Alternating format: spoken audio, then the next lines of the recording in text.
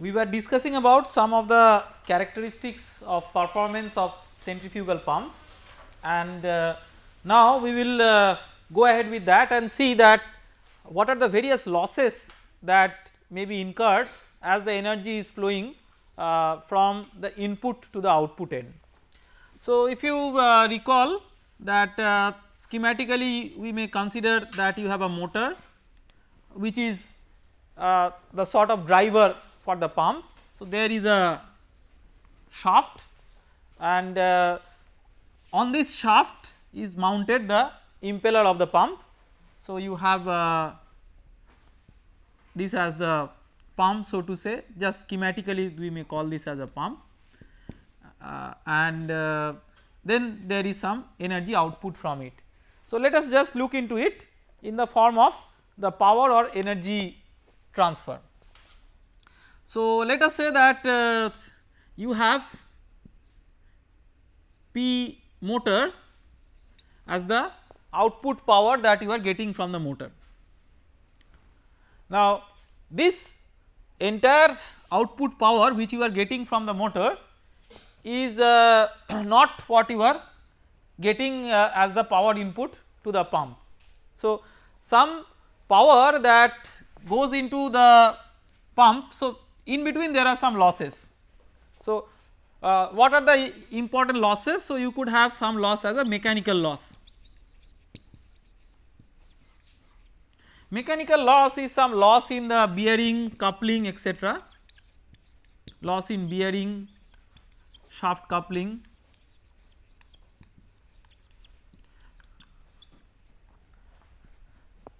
So, you know that the shafts are, the bearings are there to support the shafts, and there are losses in the bearing, and not only that, there are some mechanical losses in the shaft coupling. So, there is a motor shaft and there is a shaft which is on which the impeller of the pump is mounted, and there is a coupling between these two shafts, and there is a loss of energy as energy is being transferred from one to the other. So, that is one loss. So, when you have this loss, that means whatever energy is input to the pump or rather whatever energy is input to the impeller. So, energy input to the impeller, so power input to the impeller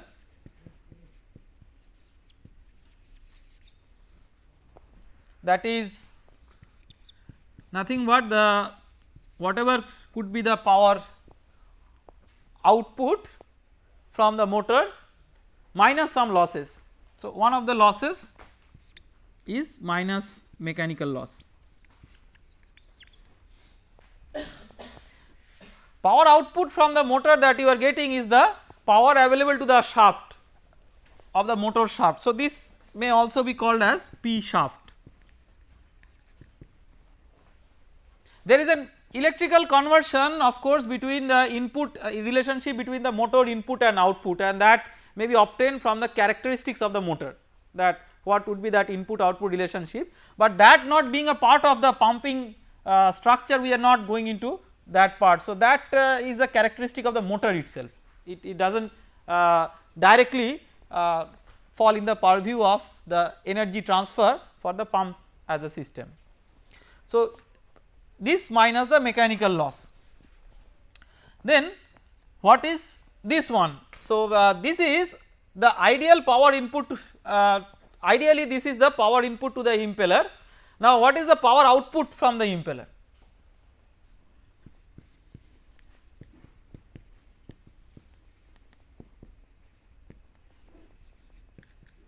So, this is let us give it a name P in impeller. So, this is P in impeller minus some loss. What are the losses? These are losses which take place within the impeller. So, those there are two types of losses, and we will name these one by one. One is a hydraulic loss and another is a loss of volume of flow because of leakage of some fluid, that we call as a leakage loss.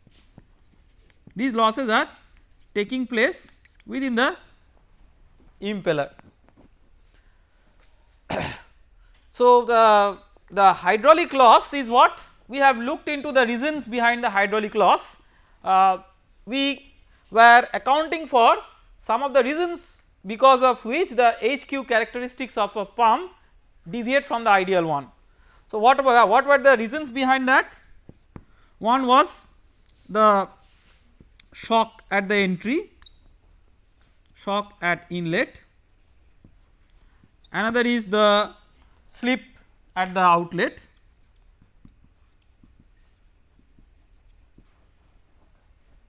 and the third one is friction in the blade passage.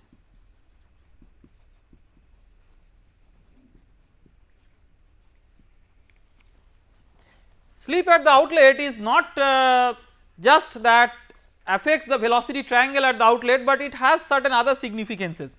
So, if you see consider the blade like this. So, if it is having a slip, then we have seen that basically it means that the exit velocity it increases, V2 increases because of slip. So, actually there is a reduction in pressure on this side of the blade to compensate for that, and this side of the blade has a higher pressure, and because of that there is some local circulation that is being created around the blade passage, and this is one of the reasons behind the losses. So, these are basically hydraulic losses, plus there also could be a leakage loss.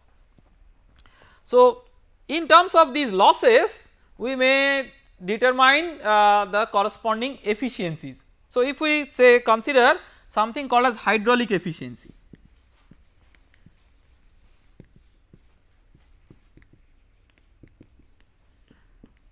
So, what is the hydraulic efficiency of a pump? So, it is the efficiency that considers all the efficiencies consider certain losses. If there were no losses, the corresponding efficiencies would be 100%.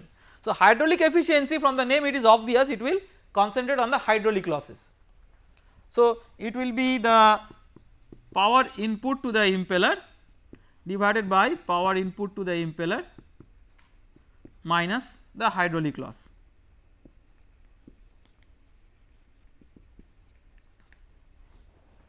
Then there is something called as volumetric efficiency. If there was no leakage loss, then whatever is kept in the numerator of the hydraulic efficiency would have been the output, but because of the leakage loss the output is different, and therefore the volumetric efficiency is defined as power input to the impeller minus hydraulic loss, that is in the denominator, in the numerator power input to the impeller minus hydraulic loss minus leakage loss. So, it pinpoints the sole effect of the leakage loss.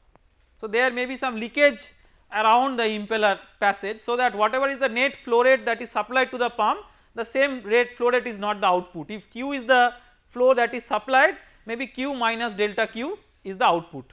So, there is some loss of flow because of leakage. Then mechanical efficiency, let us say. So, what will be the mechanical efficiency?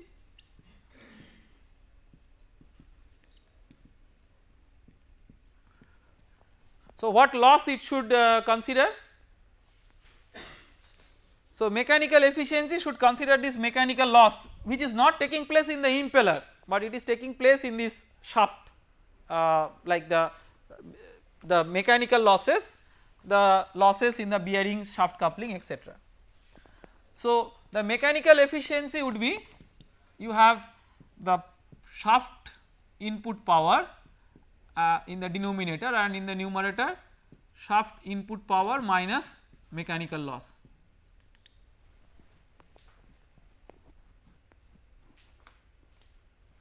And this is nothing but power input to the impeller, that we have to keep in mind. What is the overall efficiency?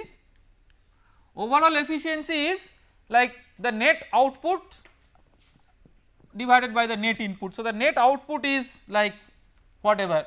So, the this is the net output, this is the P output,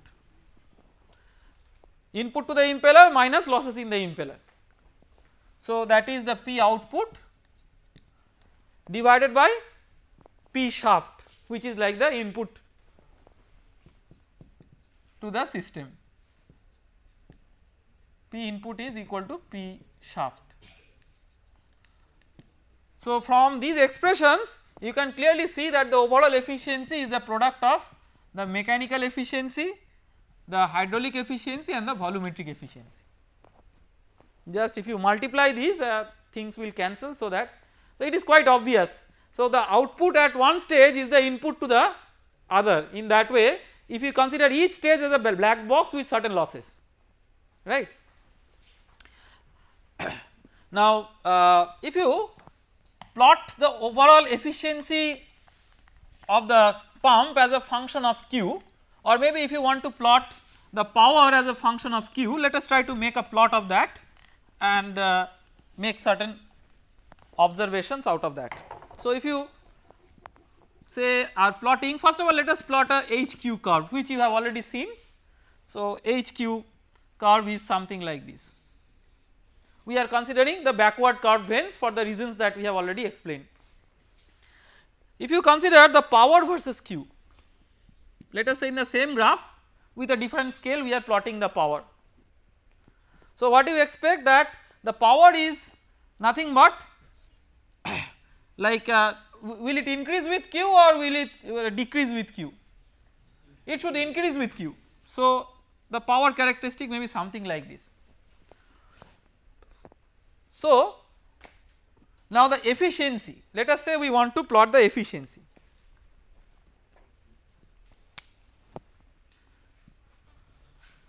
The overall efficiency. Overall efficiency, the output is, the power output is nothing but the head output into rho g into Q, the output Q. So, you can see that the power output is, and the denominator is sort of the power at the shaft, say that is fixed. So, the power output when you see, you have H and Q. So, you have to keep in mind that there is a sort of relationship between these, that you have H as a decreasing one and with Q as increasing. So, this one if you consider the efficiency, it will have a sort of a peak before it falls, and this point is known as the design point or point of maximum efficiency.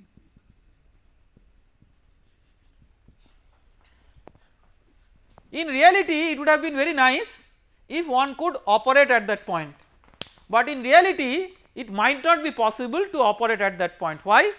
Because these characteristics are drawn forgetting about the system with which the pump is connected. So, it is drawn without considering that what are the pipings and fittings and all those things which are there in the connecting system that connects from the sump to the supply reservoir. So, the system has its own characteristics. What are the characteristics of the system? So, if you see the system, so if you have a pump like this, let us draw it schematically. Let us say that you have a pump that is having a supply to a reservoir.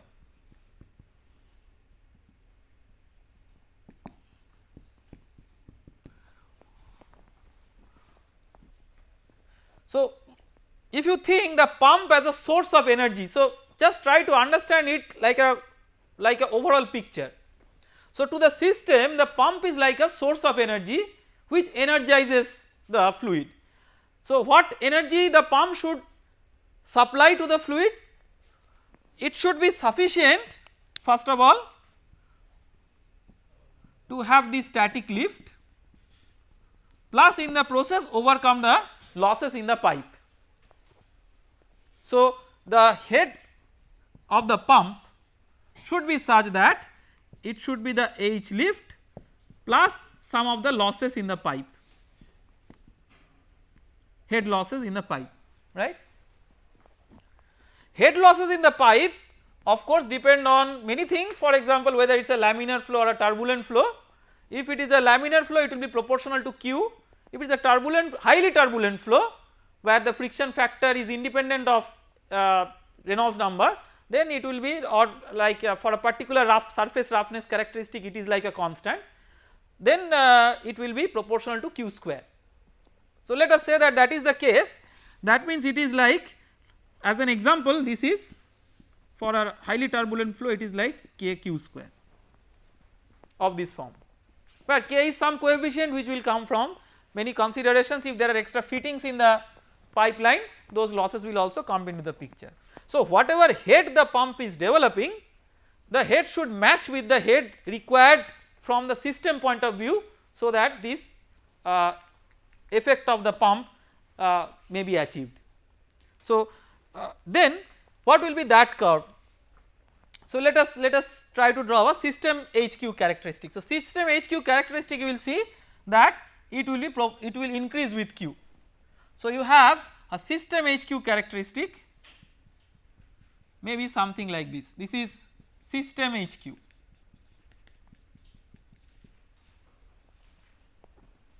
Okay. So that is that equation, H lift plus K Q square. So you can see that what will be the operating point? The operating point is the point where the head supplied by the pump is just good enough to achieve this lift and to overcome all the losses in the system. So that will be the point of intersection between the pump and the system characteristic, right. So this will be the operating point, and the operating point definitely is going to be different from the design point. A very clever design may have operating point very close to the best efficiency point, but it is in general impossible to maintain that, and you will always have the operating point deviated or shifted from the maximum efficiency point. Now you also have to consider different types of losses, and when you consider the losses you have to keep in mind that there are valves located at these locations.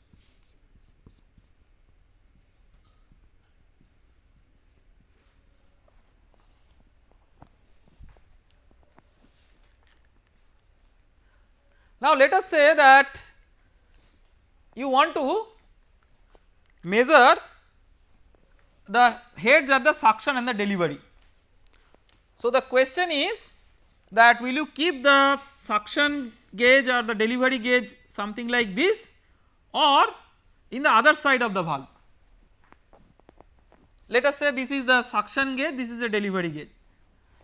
In our previous lecture we did not bother about that so much, but like when we are coming into the losses and all those things, it is important to see that which is the desirable one.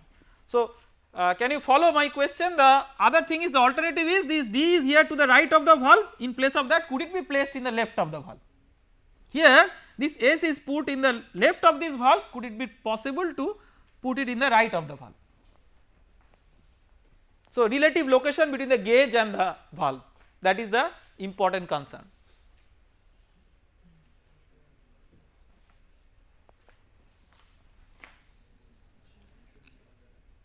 If you put it in this side, what is the difference?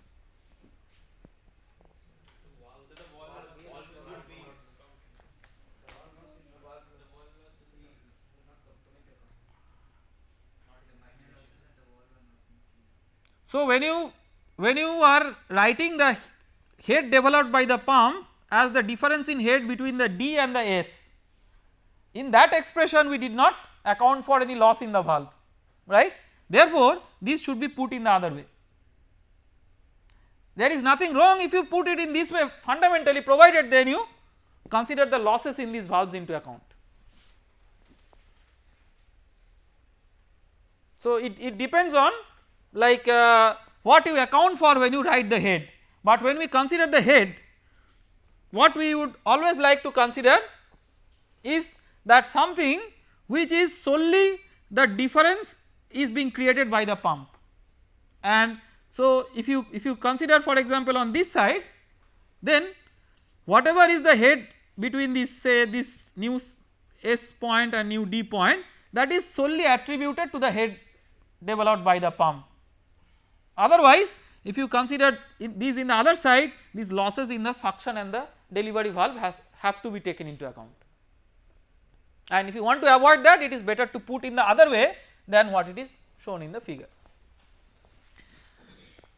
So, we have got a clear idea of the design point, the system characteristics and the pump characteristics, and how to get a design point as the point of intersection between the system and the pump characteristics.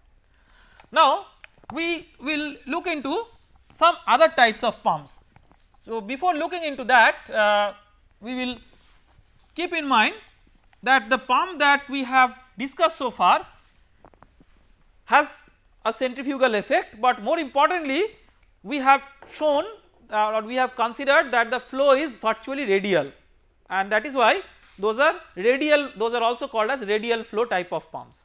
But in general you may have not only radial flow type of pumps, but you may also have axial flow type of pumps. What are the axial flow type of pumps? So, let us look into axial flow pumps. Axial flow pumps are like propellers, and before drawing any sketch in the board, maybe let us try to look into some more constructed schematic which will give some idea on this. So, if you look into the radial flow or the centrifugal pump, so this is what we have studied so far. Just try to develop a 3-dimensional qualitative understanding of how the impeller of the pump will look, which is the left hand side picture, and the details of the volute casings and all those things which we have discussed about their importance, that is there in the right side. Now, come to an axial flow pump. See, axial flow pumps are like propellers, so to say. So, basically there is something which is rotating with respect to an axis, and there are blades which are located on the top of that rotor, and these blades, if you look into the left hand side picture, it is a sort of a twisted structure. You see that it is not a sort of very regular structure, and there are designs that go behind these blades. Let us not give too much of an emphasis of what should be the design consideration of these blades, but these visuals are just to give you an idea of how the fluid flow is taking place across these pumps. And if you look into this figure, you will see, if you look into the direction of the arrows which are given in the right hand side picture, it will give you an idea that now the fluid is flowing coaxial to the rotation of the rotor, okay, and that is why it is called as axial flow pump. So, it is now flowing in a direction which is like sort of in a gap in the blade passage between the hub and the tip, and it is flowing in that in the axial direction. So, now we will try to have a sort of a schematic description of that one, and we will try to draw velocity triangles for the inlet and the outlet in a similar way as we did for the radial flow pumps. So, let us say that you have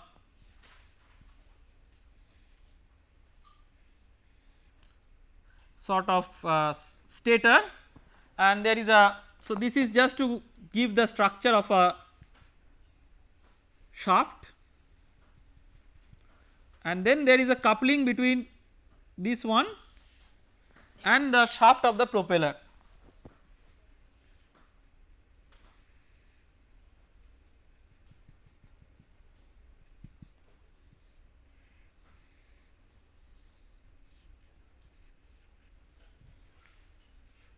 So, it is somewhat like this, and the fluid flow is taking place in the axial direction, and there is a rotation with respect to this axis.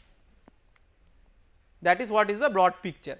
So, here, so we have to first keep in mind, see, the best way in which you learn different hydraulic machines is by drawing analogy with the first thing that you have learned. The first thing we have learned is the centrifugal pump. So, let us try to see that if you want to draw velocity triangles for this case, how you can draw analogies. One way you can draw analogy is like this. For the centrifugal pump, for the radial flow centrifugal pump, what were the directions which were important? So, if we use the coordinates, then r and theta coordinates, r and theta directions were important. Here you feel what directions should be important? the z direction will be important and no. See, this is rotating like this. So, you have a tangential component of the velocity, on the top of that there is an axial component. So, it is the z component and the theta component, these are important. So, these are certain things which you have to visualize from the description. So, think that it is rotating, so that tangential component is theta, on the top of that you have an axial component and the resultant flow is the resultant of that one. So, if you want to draw a sort of like a velocity triangle in the blade passage, the blade is typically something like this. It will remind you of the aerofoil section that we discussed about in a couple of chapters back. So, if you consider that there is a z component, say Vz1, say this is 1 and this is 2, then you have a u1, then you have a w1, so that the resultant is Vz1 which is equal to V1. That means at the inlet the resultant flow is in the axial direction. This is like beta 1, the blade angle, and this is alpha 1 which we have taken as 90 degree. Just try to draw an analogy, replace the r direction by the z direction of what you have learnt in the radial flow centrifugal pump. It is very analogous. Now, when you come to the outlet, so you have this as u2, u1 and u2 are the same because we are drawing the velocity triangle, say 1 and 2 at the same radial location with respect to the center. So, when you are drawing at the same radial location, u is like omega into that radius, the angular velocity is the same and the radius at 1 and 2, because they are at the same radial height from the axis, they are the same. So, you have u2 equal to u1 which is omega into the corresponding radius at which we are drawing it. So, this on the top of that you have a w2 and you have a v2, this angle is beta 2 and this angle is alpha 2, and the axial component of this is Vz2 which is same as Vz1 equal to V1. Why? Because you are having the flow rate, what is your Vz? Let us again do not consider the velocity profile because of viscous effects and all those things. So, if you just consider some average velocity, that is the flow rate divided by the area over which it is flowing. What is that? This is pi by 4 diameter of the tip square minus diameter of the hub square. So, this is the hub and this is the tip. Okay. So, in this passage there is there are blades and the fluid is flowing. So, then this one, see that diameters of the tips and hubs are not changing as you are going from the inlet section to the outlet section, the flow rate is also not changing. So, you expect Vz also to be the same, that is why Vz1 is same as Vz2, and since at 1 the entire direction of the flow is axial, therefore, that is equal to V1. And what is the head developed by this pump?